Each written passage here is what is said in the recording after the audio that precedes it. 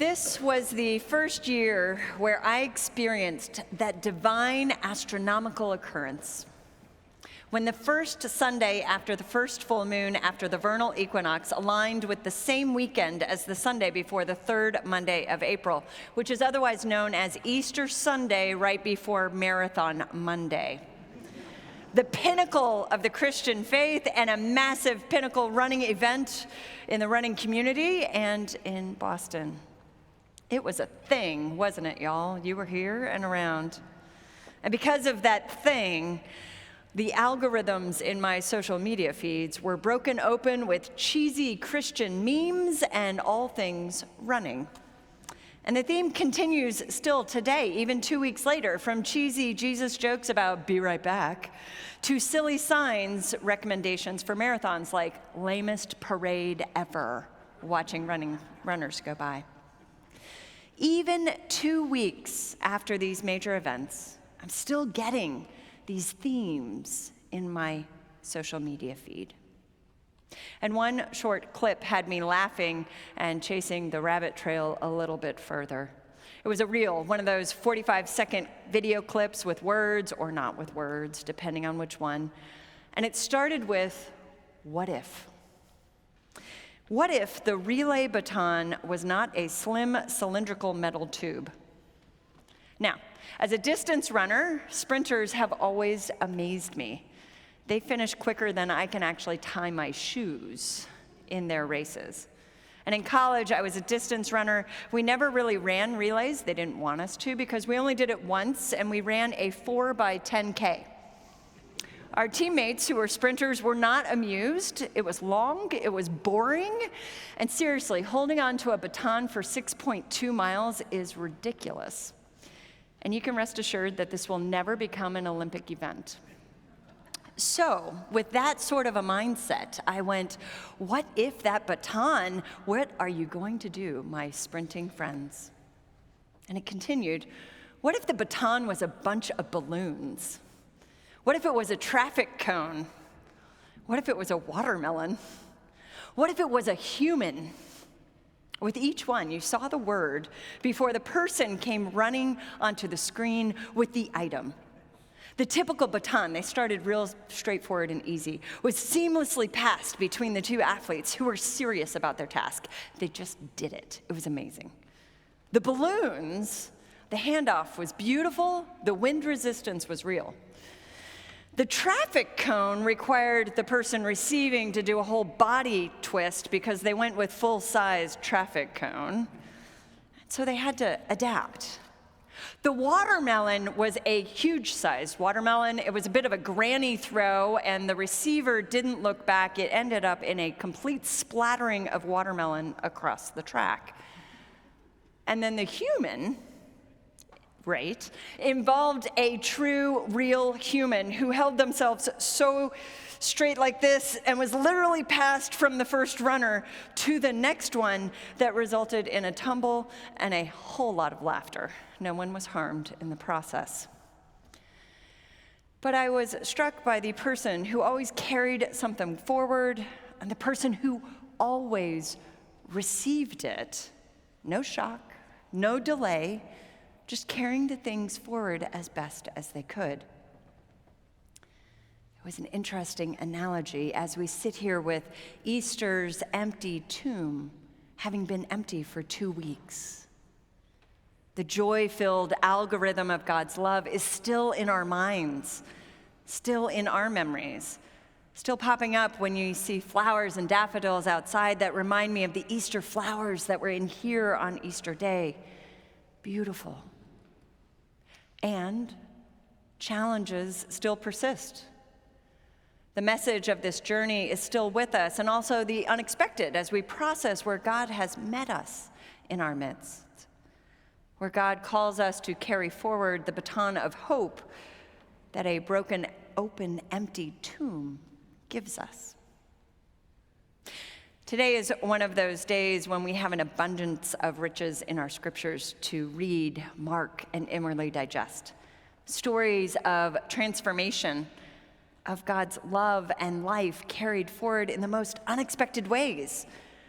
The message of hope and love handed off to the next person using some very puzzling instruments. The normal is broken open into the next chapter. We begin with Saul, and as it says in our scriptures, fresh, breathing threats and murder against the disciples. Saul is passed the baton of love, not hate. Join them, God says. Don't fight them. God striking Saul down literally, physically, passing a message of a new chapter in his life.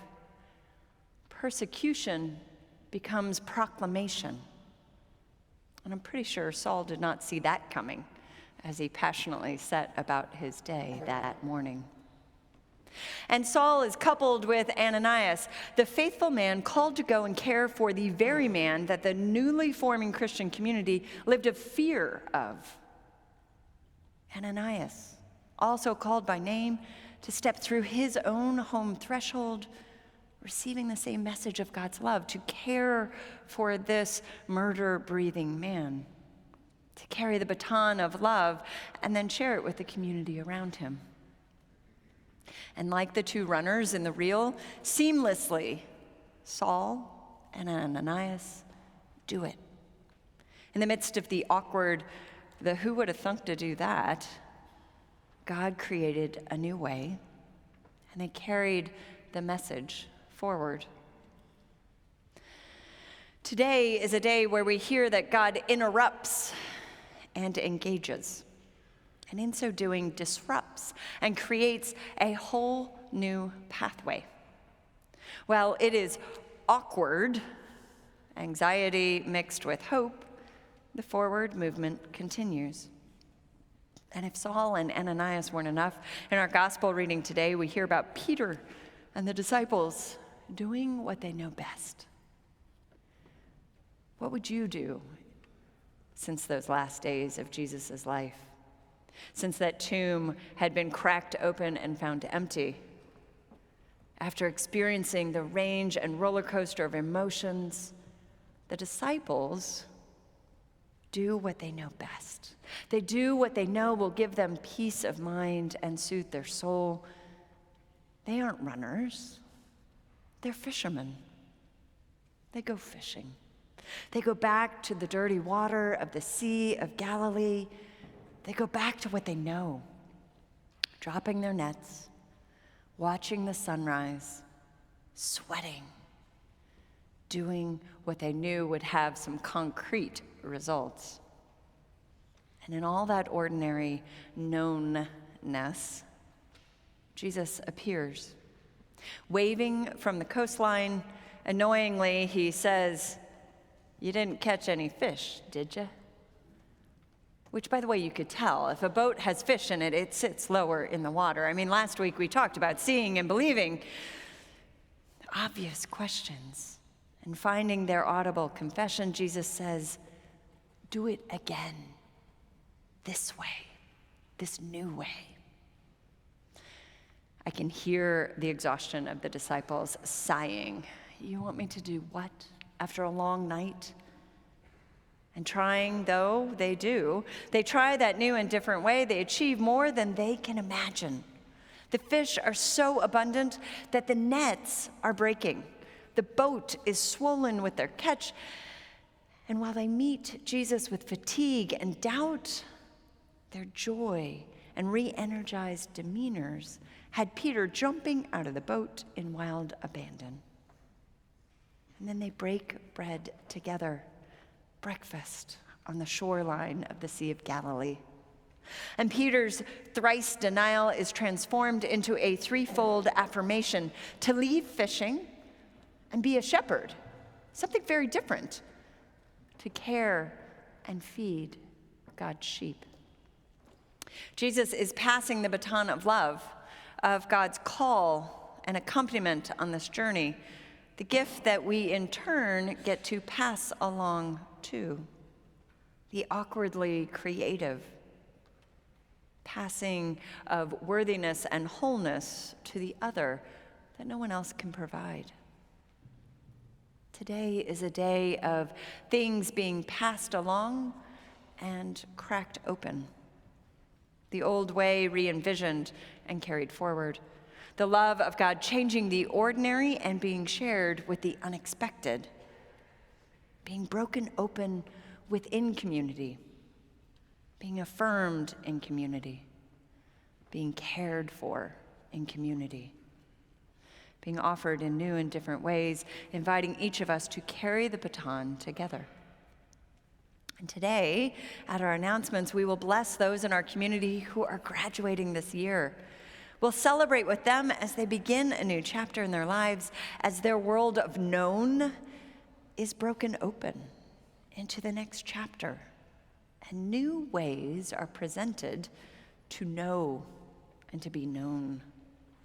My words to them and to you are the same. To be broken open reveals God's presence in our lives, even when we are exhausted, even when we feel unworthy, even when we have made the most horrible mistakes, even when we are being asked into, what we are being asked into is so different. God says to us, do it again. Even a little like Yoda saying, there is no try, just do. Go and care. Be with. To every what if or even when, God says, and Saul gets a new name and a new community. And Ananias did not die. Instead, he survived and he gained a friend. And the disciples caught more than they could carry. And Peter was forgiven, affirmed, reincorporated, and commissioned to lead.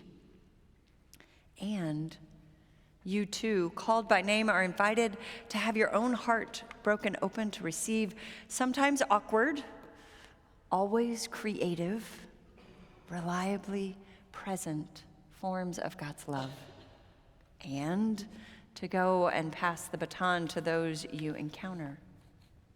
Be creative, be loving, be kind, be unexpected.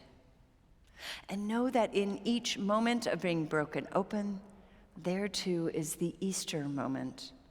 The story is not over. We keep on this journey together. Like the bread we will share soon, that broken bread, we too receive forgiveness, affirmation, and call to the hope that all is being transformed by the love we have received, and we will too pass along to those we encounter. We're called in these unknown times to share that baton, to let the algorithm of love govern our actions, even if it seems that the world is topsy-turvy and stacked against us.